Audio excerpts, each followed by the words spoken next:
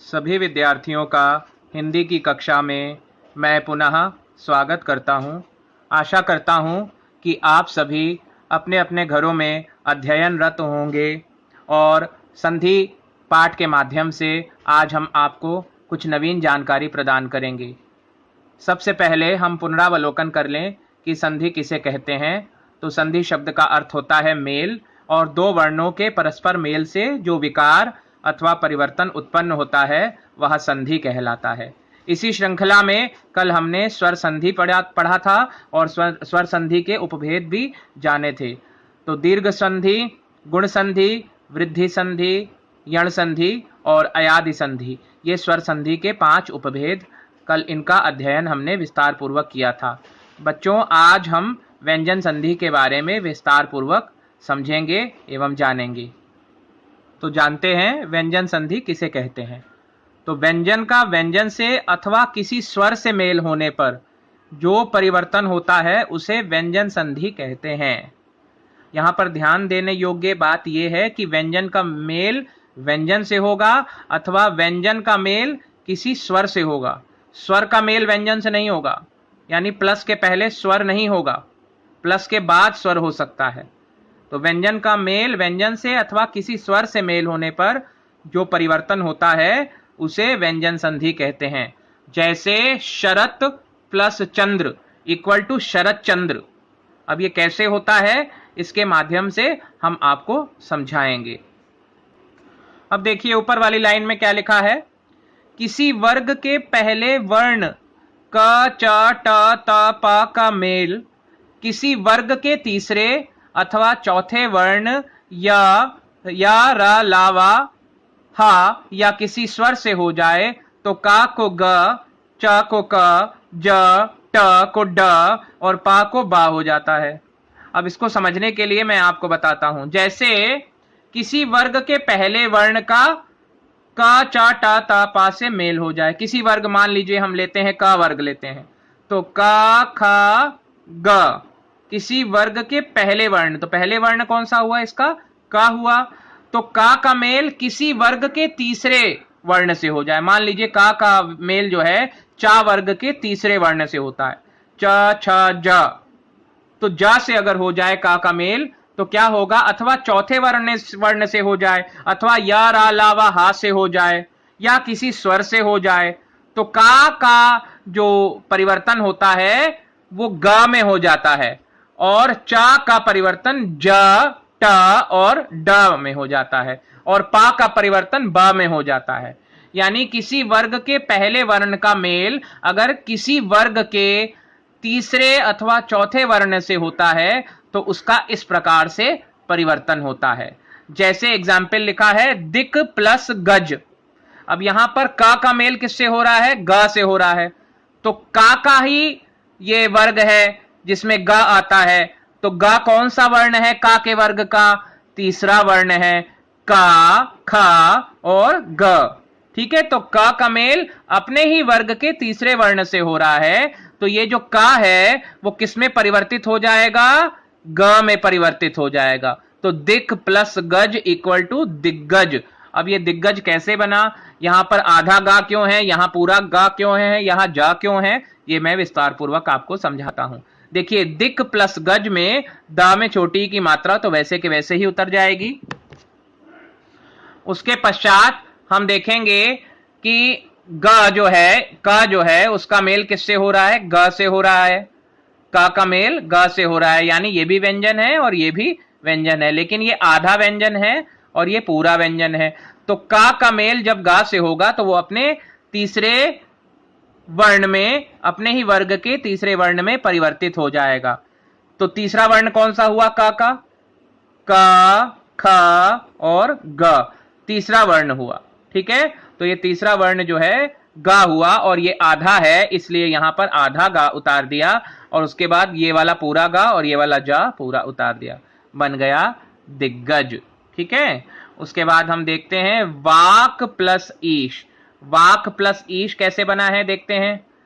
यहां पर का मेल किससे हो रहा है, स्वर से हो रहा है। मैंने पहले भी बताया कि किसी भी वर्ग के पहले वर्ण का, यानी क, चा, टा, ता, पा का मेल यदि किसी वर्ग के तीसरे अथवा चौथे वर्ण से होता है, या रा ला वा हा से होता है, या किसी स्वर से होता है, तो का गा में परिवर्तित हो जाता है।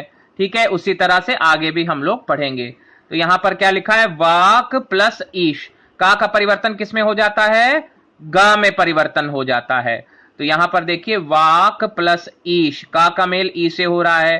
तो मैंने पहले ही बोला था कि चाहे स्वर से हो, चाहे किसी वर्ग के तीसरे अथवा चौथे वर्ण से हो, चाहे या रा ला वा हा से किसी से भी हो। तो का की बात कर रहे हैं यहां पर, तो वाक प्लस ईश इक्वल टू वागीश हो जाता है। कैसे हो जाता है कि ये जो का है अपने ही वर्ग के तीसरे वर्ण में परिवर्तित हो जा रहा है, का खा ग। तो यहां पर का ग हो गया है, इसलिए लिखा गया है वागीश। ठीक है, अब यहां पर पूरा का है इसलिए गा भी पूरा है। तो यहां पर वागीश, गा में बड़ी ई की मात्रा ये लग जाएगी स्वर के रूप में। अब हम दूसरा वाला देखते हैं। ये तो पहली शर्त थी व्यंजन संधि की कि क च ट त प का मेल किसी वर्ग के तीसरे अथवा चौथे वर्ण से हो, अथवा या रा ला वा ह से हो, अथवा किसी स्वर से हो। अभी दूसरी जो शर्त है वो हम पढ़ते हैं व्यंजन संधि की। व्यंजन संधि की दूसरी शर्त क्या कहती है, तो व्यंजन संधि की दूसरी शर्त कहती है कि यदि किसी वर्ग के पहले वर्ण का, यानी क चा टा ता पा, ये सभी वर्ग के पहले वर्ण हैं, का वर्ग के, चा वर्ग के, टा वर्ग के, ता वर्ग के, पा वर्ग के पहले वर्ण कौन से हैं, यही तो हैं, क च ट त प। तो यदि किसी वर्ग के पहले वर्ण यानी क चा टा ता पा का मेल ना से या मा से हो जाए, अभी हमने ऊपर क्या पढ़ा था कि का चा टा ता पा का मेल किससे हो जाए, किसी वर्ग के तीसरे अथवा चौथे वर्ण से हो जाए। और अभी हम दूसरी वाली शर्त में क्या पढ़ रहे हैं कि का चा टा ता पा का मेल यदि ना या मा से हो जाए तो उसके स्थान पर उसी वर्ग का पांचवा वर्ण हो जाता है।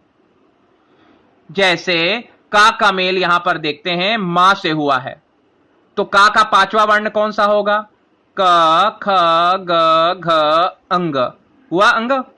यहां पर देखिए का मेल मा से हो रहा है, तो का ही अपने पांचवें वर्ण में परिवर्तित हो जाएगा। मान लीजिए चा का मेल मा से होता तो चा किस में परिवर्तित हो जाता, चा छ ज झ इया। टा का मेल अगर मा से होता तो भी टा अपने पांचवें वर्ण में परिवर्तित हो जाता। ता का मेल अगर मा से होता तो ये व्यंजन संधि का ये दूसरी एक शर्त है जो हमें माननी पड़ेगी व्याकरण के अनुसार। तो इसमें इस प्रकार से मेल होगा, जैसे ता का मेल मा से हो जाए तो ता था द ध ना में वो परिवर्तित हो जाएगा। अब यहां पर हम का की बात कर रहे हैं क्योंकि का सबसे पहला वर्ग है, इसलिए का वर्ग की बात करके अन्य वर्गों के उदाहरण आप समझते चलिए। पहली शर्त में क्या था कि किसी भी वर्ग के पहले वर्ण का यानी का चा टा ता पा का मेल किसी वर्ग के तीसरे अथवा चौथे वर्ण से होता है, या रा ला वा हा से होता है, या किसी स्वर से हो जाता है। तो इस प्रकार की शर्त में क्या होता था कि का गा हो जाता था, चा का जा हो जाता था, ये सब हम लोगों ने पढ़ा था। लेकिन ये दूसरी जो व्यंजन संधि की शर्त है वो कहती है कि का चा टा ता पा का मेल अगर मा से हो जाए तो वो अपने ही वर्ग के पांचवें वर्ण में परिवर्तित हो जाता है। जैसे हम एग्जाम्पल देखते हैं फिर हमको समझ आएगा।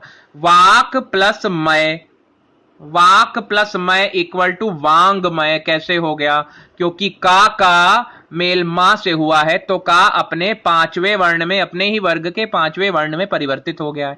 तो का पांचवा वर्ण क्या है, का खा गा घा अंग। ठीक है, तो ये जो है का जो है पांचवें वर्ण में परिवर्तित हो गया है। तो कैसे उतारेंगे, वा में आ की मात्रा, और का जो है अब किस में कन्वर्ट हो गया है, किस में परिवर्तित हो गया है, अंगा में परिवर्तित हो गया है। उसके बाद क्या बचा, प्लस मय बचा, तो यहां पर मय सीधा सीधा उतार देंगे। ठीक है, इस प्रकार से का मेल देखा हम लोगों ने। तो बच्चों अभी तक हम लोगों ने देखा कि क च टा ता पा का मेल अपने ही वर्ग के या किसी वर्ग के तीसरे वर्ण से हो जाए, चौथे वर्ण से हो जाए, या पांचवें वर्ण से हो जाए, या रा ला वा हा से हो जाए, या मा से हो जाए, तो उसकी क्या स्थिति होती है। लेकिन अब हम जानते हैं कि यदि ता का मेल ग, घ, द, ध, ब, भ, य, र, व या किसी स्वर से हो जाए तो द हो जाता है। ता का क्या हो जाता है? ता का द हो जाता है। और ता का दा किस प्रकार से होता है हमें ध्यान देना चाहिए। ता का दा कैसे हो जाएगा? अब जैसे एग्जाम्पल देखते हैं हम, सत प्लस भावना, तो ता जो है भा से मेल कर रहा है, तो ता का मेल अगर इन व्यंजनों से होता है तो वो दा में परिवर्तित हो जाता है। तो सत प्लस भावना इक्वल टू सद्भावना होगा। ता के नीचे हलंत है इसलिए दा के नीचे भी हलंत है, यानी ता जो है बस सीधा सीधा वो दा में ही परिवर्तित हो जाएगा। सत प्लस भावना इक्वल टू सद्भावना। फिर देखिए जगत प्लस ईश इक्वल टू जगदीश, ये ता जो है वो अगले वर्ण से मेल खाने के बाद वो द में कन्वर्ट हो जा रहा है, परिवर्तित हो जा रहा है, तो जगत की जगह जगद हो जा रहा है। ठीक है, अब यहां पर जगत प्लस ईश इक्वल टू जगदीश हो जाएगा। अब यहां पर आप कहेंगे सर कि यहां हलंत लगा है तो दा के नीचे भी हलंत लगाना चाहिए। इसमें हलंत इसलिए नहीं लगा पाएंगे क्योंकि यहां पर स्वर है, और यहां जब स्वर लगेगा तो वो दा पूरा पूरा लिखा जाएगा, इसकी ये शर्त है। तो जगत प्लस ईश इक्वल टू जगदीश। उसके बाद हम देखते हैं ता से परे चा या छा होने पर, चा जा या झा होने पर, जा टा या ठा होने पर, टा डा या ढा होने पर, डा और ला होने पर ला हो जाता है। जैसे अभी ता का मेल हमने किससे पढ़ा था? ता का मेल हमने इन व्यंजनों से पढ़ा था, ग, घ आदि इनसे पढ़ा था। लेकिन अगर ता से परे चा या छा होने पर तो क्या हो जाएगा कि ता का मेल अगर किससे होता है? ता का मेल अगर चा से हो जाता है या झा से हो जाता है या छा से हो जाता है तो क्या इसका असर पड़ेगा? इसके परिवर्तन में हम देखते हैं। जैसे लिखा है तत् उत प्लस चारण, लिखा है ना उत प्लस चारण, तो ता का मेल किससे हो रहा है? चा से हो रहा है। तो ता जो है अपने अगले व्यंजन का ही, चा का ही आधा रूप ले रहा है, तो उत प्लस चारण इक्वल टू उच्चारण हो जाएगा। ध्यान दीजिए, क्योंकि ता जो है वो चा से मेल हो रहा है उसका, तो ता तो आधा लिखा है, तो ता की जगह आधा च आ जाएगा। क्या हो जाएगा? उत प्लस चारण इक्वल टू उच्चारण। उसके बाद हम नेक्स्ट देखते हैं सत प्लस जन, सत प्लस जन इक्वल टू सज्जन। ता जो है वो अपने नेक्स्ट वाले जो प्लस के बाद वाला जो व्यंजन है उसी का आधा रूप ले रहा है। ये इस व्यंजन संधि की एक और शर्त है कि ता का मेल जा से हो जाए या चा से हो जाए तो, या झा से हो जाए, तो वो जो है जा का, चा का और झा का आधा रूप अपने आप में समाहित कर लेता है, ले लेता है। तो सत प्लस जन इक्वल टू सज्जन, ता की जगह आधा ज आ जाएगा क्योंकि ता में यहां हलंत लगा है। अगर कोई मात्रा लगी होती यहां पर तो फिर ये ता जो है आधा नहीं लिखा जाता, वो मैंने पहले भी आपको बताया है। तो ये एक और शर्त हुई। आगे देखते हैं, जैसे लिखा है तत् प्लस टीका। अब ता का मेल टा से हो जा रहा है, तो ता का मेल टा से हो जाएगा तो भी टा का आधा रूप ले लेगा। ता जो है टा का आधा रूप ले लेगा। जैसे लिखा है तत् प्लस टीका इक्वल टू तट्टीका। यहां पर ता जो है वो टा में ही परिवर्तित हो गया है अपने आधे रूप में। तत् प्लस टीका इक्वल टू तट्टीका। तो अभी हम समझ गए होंगे कि ता का मेल किन किन चीजों से, किन किन वर्णों से, व्यंजनों से होगा और कैसे कैसे वो परिवर्तित हो जाएगा। ठीक है, अब हम आगे बढ़ते हैं अगली शर्त की ओर कि ता का मेल यदि शा से हो तो ता को चा बना देते हैं और शा का छा बन जाता है। जैसे उत प्लस श्वास इक्वल टू उच्छ्वास। यहां पर फिर से पढ़ लेते, ता का मेल यदि शा से हो तो ता को चा बना देते हैं और शा को छा बना देते हैं। ता को चा बना देते हैं, शा को छा बना देते हैं। तो ता का मेल किससे हुआ है? शा से हुआ है। ता का मेल यदि शा से हो तो ता का मेल शा से हुआ है, तो शा से कैसे हो गया? यहां पर देखिए, तो ता किस में परिवर्तित हो जाएगा? ता जो है वो च में परिवर्तित हो जाएगा और शा किस में परिवर्तित हो जाएगा? छ में परिवर्तित हो जाएगा। यहां पर देखिए उत प्लस श्वास इक्वल टू उच्छ्वास। ये ता जो है वो चा में परिवर्तित हो गया है और शा जो है वो छ में परिवर्तित हो गया है। शा आधा है इसलिए छ भी आधा है, उसके नीचे हलंत लगा के लिखा गया है। उत प्लस श्वास इक्वल टू उच्छ्वास। इस प्रकार से ये मेल होगा। तो बच्चों आगे देखिए, उत प्लस शिष्ट इक्वल टू उच्छिष्ट। ता जो है वो किस में परिवर्तित हो गया है? चा में परिवर्तित हो गया है, और शा जो है वो छा में परिवर्तित हो गया है। उत प्लस शिष्ट इक्वल टू उच्छिष्ट। ये कुछ व्यंजन संधि के नियम आज हमने जाने। कल और भी नियमों के साथ मैं आप सबके समक्ष प्रस्तुत होऊंगा। तब तक के लिए धन्यवाद, और इसका पुनरावलोकन आप अपने घर में बैठकर